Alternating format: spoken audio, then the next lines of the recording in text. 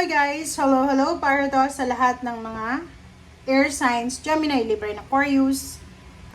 Welcome dito sa aking channel, Kapalaran 888. Welcome. Alamin natin kung anong messages, vibration, gabay energy, air signs, Gemini, Libra, and Aquarius. I hope na makuha mo yung energy dito. Okay. So, first two cards tayo. Wow! Male. Okay, babae ka ba? Babaeng single. Dito sinasabi, it's number 1 and 7. Pwede din money siya. Sinasabi ng baraha sa'yo na posibleng makatanggap ka ng love offer, love message, letter, chat, call, tungkol sa love life or tungkol sa love. Or posibleng makatanggap ka ng email, ng chat about sa job offer or career offer or relocation. Or pwede din pera to. Pwedeng isang tao, isang lalaki or babae, depende naman kung anong gender yung papasok sa buhay mo. Siya ay posibleng magdadala sa'yo ng pagbabago. Like, pwedeng tulungan ka niya para mapabuti yung emotion mo, and at the same time, para mapabuti din yung iyong financial. Parang ganun. Okay, thank you.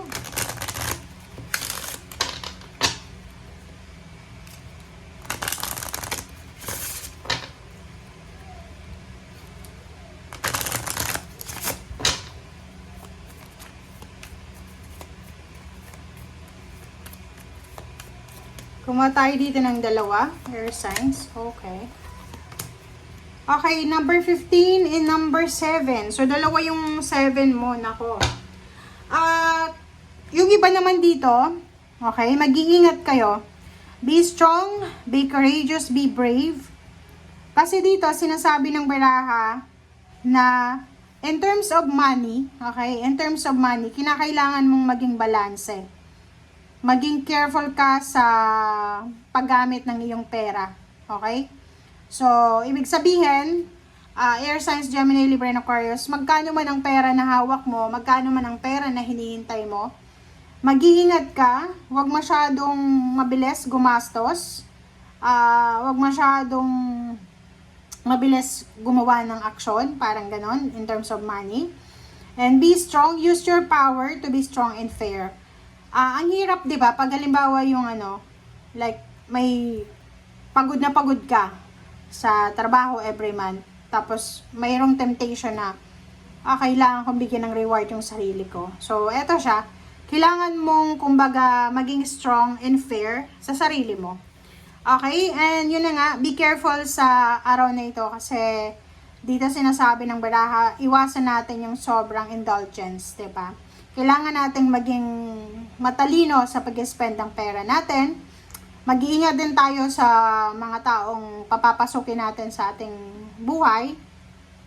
Dahil posibleng hindi lahat ng tao na yan na gustong pumasok sa atin ay sa ating sirkulasyon ay maganda yung intention. Kasi itong number 7 na snake na to, it's a reminder to para sa atin na mag-iingat tayo kasi pamilya, kahit nga karelasyon, di ba?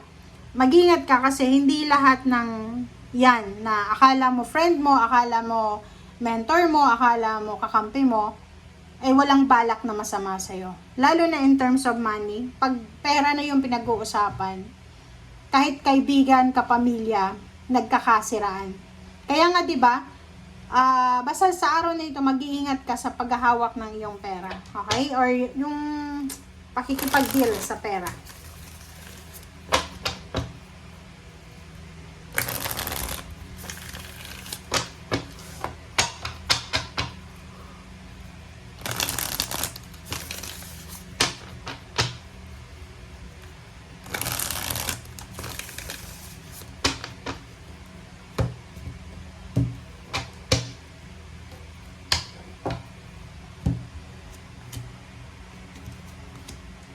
Okay.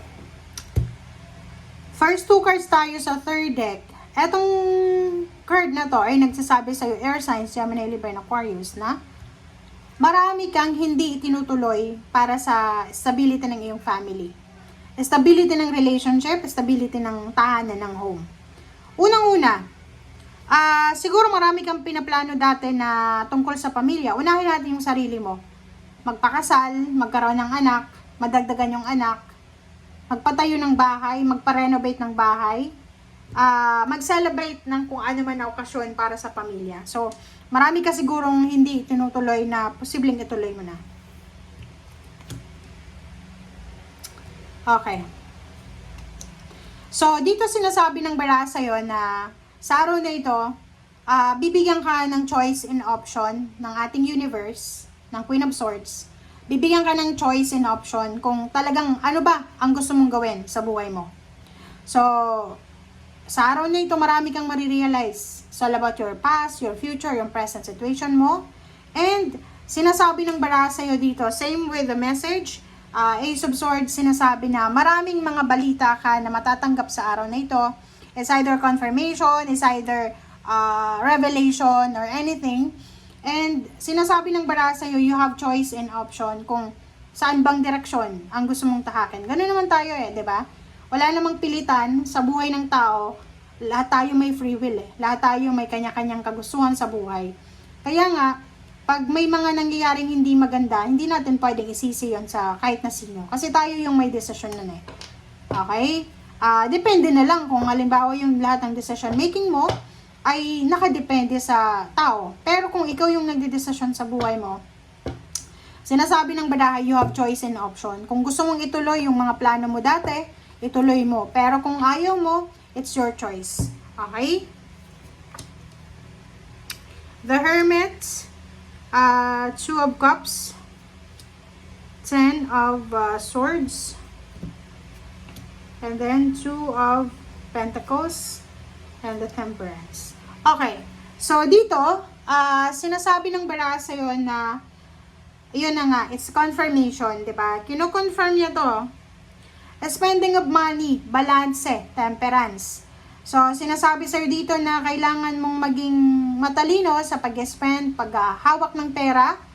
As much as possible, balansehin natin. Huwag tayong gastos ang gastos.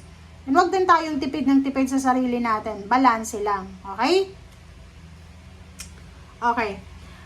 The Hermit, sinasabi ng baraha, if you have, kumbaga, mga misunderstanding with your loved ones, even partner sa trabaho, partner sa negosyo, partner sa buhay, sinasabi ng baraha sa'yo dito na posibleng mahanap yung dalawa, yung rason kung bakit kailangan yung mag-ayusin itong relationship na to. Okay?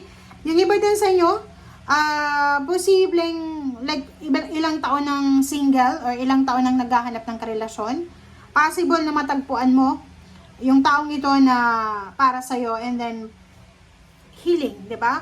Siguro wala kang tiwala na baka masaktan ka ulit, mascam ka ulit, maloko ka ulit. But this one, sinasabi ng baraha sa'yo na today mahahanap mo, makikita mo yung liwanag, makikita mo kung ano yung kailangan ng kalimutan or ano ba yung kailangan mong gawin para sa mga susunod na araw. Okay? Thank you guys for watching and see you again. Bye!